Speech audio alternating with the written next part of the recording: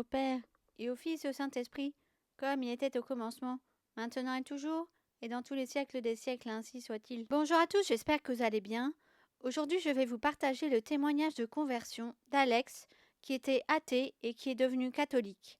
Voici ce qu'il m'a raconté. Mon père est mort il y a 6 ans maintenant. Après quoi, j'ai fait une grosse dépression pendant 1 an, où je suis devenue presque alcoolique, et je me droguais plus qu'avant avec le cannabis. Je m'étais complètement abandonnée. Je pesais 130 kilos et je ne me projetais pas dans le futur. Et j'ai commencé à m'intéresser à l'Église catholique 1 an après tout ça, plus de façon politique que par réelle foi. Cela a duré un moment, jusqu'à ce que par le hasard complet, je rencontre sur Instagram une personne qui est devenue ma grande sœur dans la foi. Avec tellement de bienveillance, de patience et de naturel, elle m'a appris énormément de choses sur l'Église et la foi, jusqu'à ce qu'on arrive à quelques jours du carême 2022. Peut-être une semaine ou même la veille, elle me demande si je compte le faire cette année. Je lui dis que je ne sais pas, j'hésite et que je ne sais pas comment faire non plus. Elle me propose de m'expliquer et de m'accompagner pendant cette période. Et je prends la décision de le faire sérieusement. Elle m'explique comment jeûner et comment prier le chapelet. Et je me lance du jour au lendemain. J'arrête l'alcool, la drogue, les mauvaises fréquentations. Je me donne complètement à Dieu finalement. Et 40 jours plus tard, je trouve ça complètement insensé de reprendre l'alcool, la drogue et les mauvaises fréquentations. Après ça, pendant 3 ou 4 ans, j'apprends tranquillement quelques petites choses. Je ne vais pas encore à l'église, je prie le chapelet de temps en temps. Et en 2024, je fais un très gros accident de voiture. Je grille un stop et je me fais percuter sur une nationale par un poids lourd directement dans ma portière.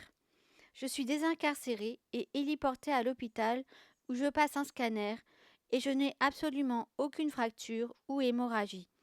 J'ai juste un traumatisme crânien, comme les bébés secoués. Je reste 3 semaines en réanimation et je rentre chez moi. J'y vois un signe de Dieu. Quand je suis complètement remis, je me mets à prier le chapelet tous les jours et je décide d'aller à la messe pour la première fois un mercredi après-midi. Et à la fin de la messe, je vais voir le prêtre et je lui dis que j'aimerais me faire baptiser. Il me donne le contact de la personne qui s'occupe des catéchumènes. J'attends quelques mois que la rentrée commence. Entre-temps, je vais absolument tous les dimanches à la messe et les jours d'obligation. Je me mets à prier 3 chapelets minimum par jour. Aujourd'hui, j'ai terminé ma première année de catéchuménat. L'année prochaine, je me ferai baptiser.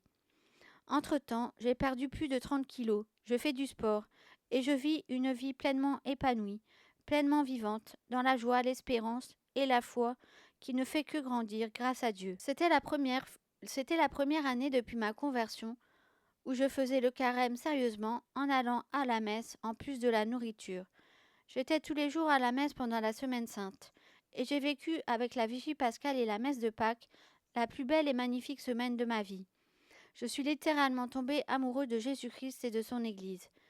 Quelle grâce d'être catholique. Et aujourd'hui, j'ai beaucoup de fierté à pouvoir affirmer que je suis un catholique pratiquant. Fin du témoignage de conversion d'Alex, qui était athée et qui est devenu catholique. Merci à toi Alex pour le partage de ton témoignage. Que Dieu te bénisse. Et merci à vous d'avoir écouté cette vidéo. N'hésitez pas à la partager autour de vous et à vous abonner à la chaîne. Que Dieu vous bénisse.